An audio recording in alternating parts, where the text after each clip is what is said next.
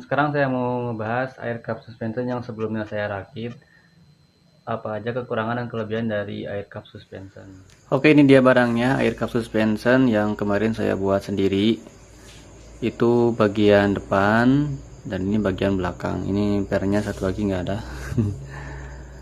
Ini kemarin saya pakai di mobil saya Avanza, dan sekarang saya nggak pakai karena udah update ke air suspension Bagged. Saya udah pakai balon sekarang. Sekarang saya mau bahas plus minus dari sistem air cup suspension yang tipe ini.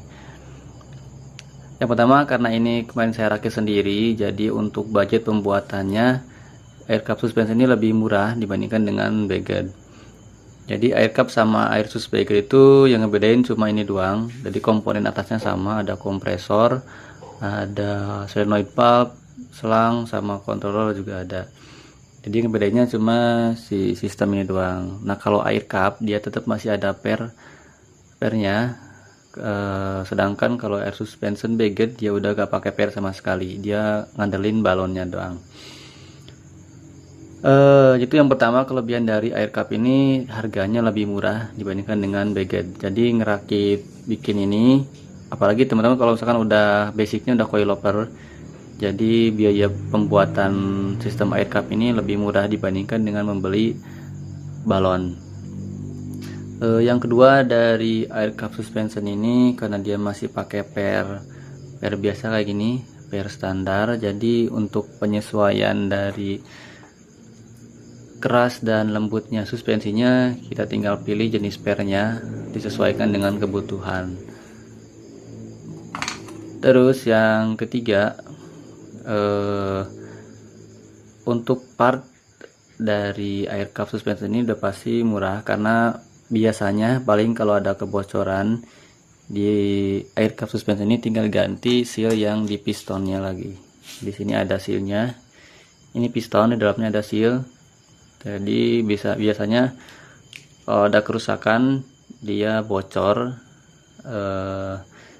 dan spare partnya itu murah, gak seperti balon. Kalau balon kan misalkan kalau bocor nggak bisa ditambal, harus ganti balon yang baru, dan itu harganya lumayan mahal. Itu plusnya mungkin dari, oh ya, dan kalau misalkan ada trouble di jalan, misalkan sealnya bocor atau kompresornya mati atau silinder mati, sistem pneumatiknya rusak, ini tetap bisa dipakai karena dia masih menggunakan per. Cuman mungkin nanti di posisi titik settingannya, titik nolnya, jadi tetap masih terpakai. Jadi kalau diibaratkan tuh ini coilover, kalau rusak si air cupnya itu dia di titik paling bawahnya gitu.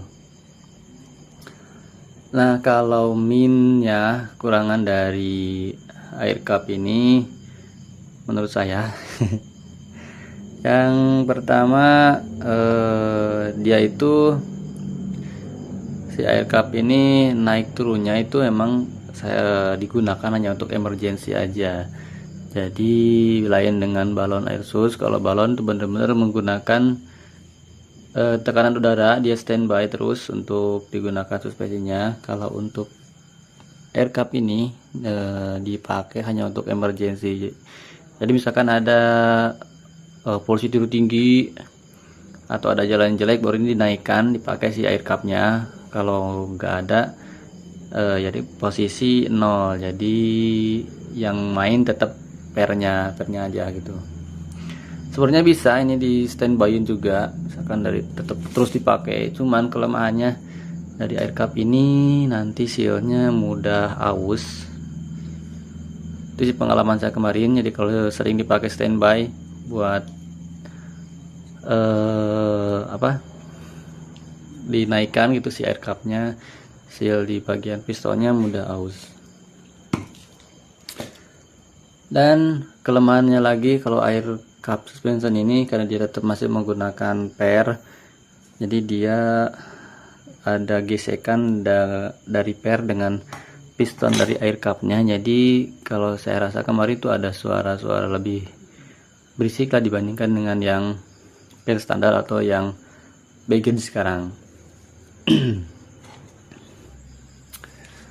Dan yang terakhir mungkin salah satu kekurangan dari air cup ini karena dia itu sistemnya ya mirip-mirip dengan coilover, cuman ngebedain kan ini dia pakai cup, kalau coilover manual. Jadi kalau di settingan CPR-nya itu gak mungkin seambles kayak settingan balon air suspension, karena kalau di setting ambles nanti pas mainnya dia nggak bisa main. Oke, mungkin itu aja kekurangan dan kelebihan dari sistem air cup suspension tipe ini versi saya. See you next video.